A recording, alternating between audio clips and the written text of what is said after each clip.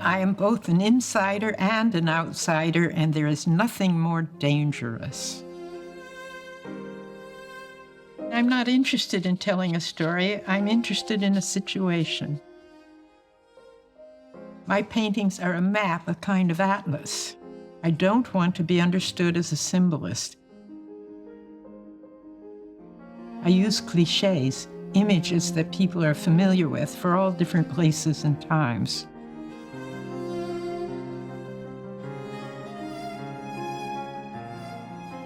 I first started to paint when I was 28 years old. I was sophisticated in a funny way, and I've been looking around at other people and what they were doing.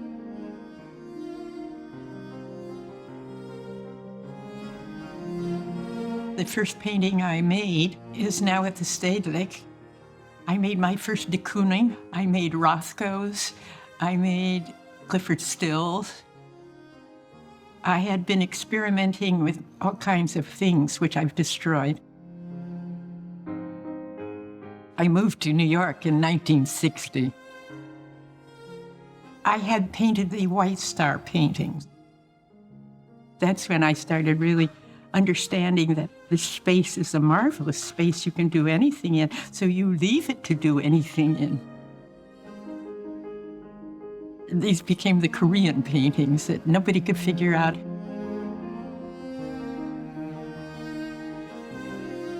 This was not about empty canvas. This was about something special in the center, the light. And I began to understand that light is the essence of painting. The guy from Castelli came and looked, and he said, "These are the most aggressive paintings I've ever seen, and I can't imagine anyone in the world buying one." Already my husband of the time, John Wesley, was showing pop art, and actually I wasn't even invited to other people's shows. He was the only one invited. That's how much a wife I was. Clem Greenberg actually sort of picked up on what I was doing. He said, "You're working only in black and white. Why don't you paint it pink?" Pink is code. It could have been painted purple also. But I don't take shit. Okay, I really don't. I just did what felt right. And painted any color other than black and white offended me. By then I had gone from the Korean ones into simpler painting. I discovered they looked very different depending on the quality of the colored line. I have a tremendous self-confidence from doing the minimalist work. In other words, people looked at it and wanted it and paid me for it.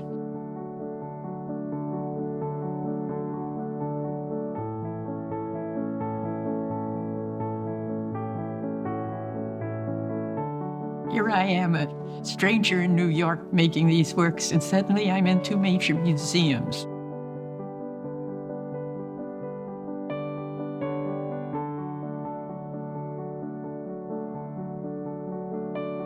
I had no understanding of the art world, nor did I wish one, as a matter of fact. I just wanted to do the work.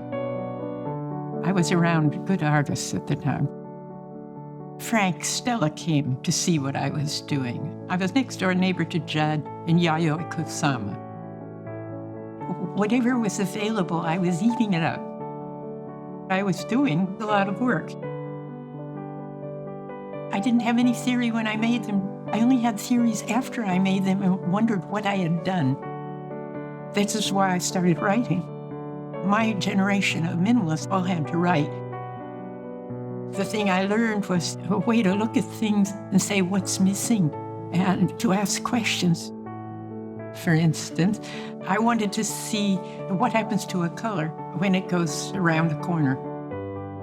If you have a drawing or anything in space, it has edges. And how does it relate to anything else in the same space?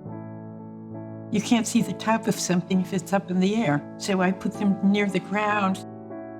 Those are called the radiator paintings. They were considered very radical. I began to dislike the bourgeoisie, the art bourgeoisie, enough to, instead of them sitting there trancing out on paintings, I thought I should make them move a bit, earn their living. It's rather my goodbye gift to New York and the art world.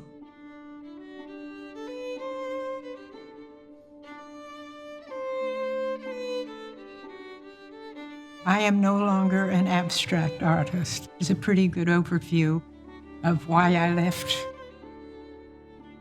I had nowhere else to go with abstract art because it's very difficult to carry any meaning. I really wanted to be able to say more. I moved to Ireland in June of 1975. This 12th century castle, Smarmore Castle, 32 rooms. I was there for over 7 years. I took all the pressure off for me to do other things. I had no critics around. I was very much on my own. I was living a life outside of the studio that was very much an Irish life. When you're on horseback, you see over things. So you can see across the landscape quite well and into fields. I happened to glance over a hedge and I saw this strange stone that was about my size with a perfectly drilled hole in the center of it. One of the things people in these big houses did was find the old walking paths and what is connected and what has been connected centuries ago. And you see where it goes. You have ancient history down the road and across the street and everything else. It stayed with me after I left.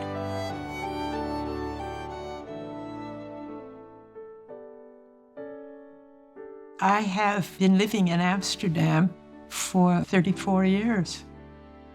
When I arrived in Europe, I did not know how to describe what I was doing. I called it radical figuration. I now think that's a mistake because I don't like the word figuration, and frankly, I don't even like the word radical. Radical means you destroy as you go along, and I really don't care to destroy anything. I just wish to present something better. I'm making abstract paintings with images, so I'm now calling it my European art or my image art. A few years ago, I had a show of 6 paintings called In the Land of the Giants.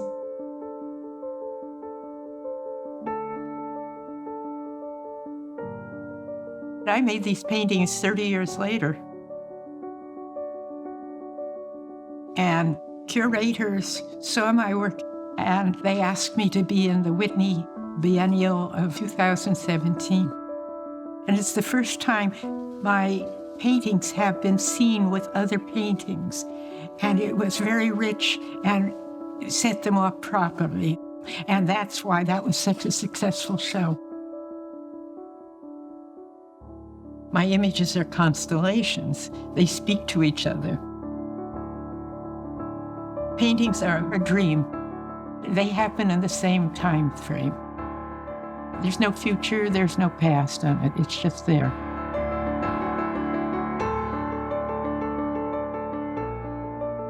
There's an awful lot going on in the world, and I don't just want to sit there and draw straight lines. I want to know something. I want to figure something out. We have to broaden what we do as artists. Artists speak to the world, and that's our job. The world is a rich and wonderful place if you step outside of what is required of you. And what I found actually working with these paintings is who we are, which is really the only reason one makes paintings.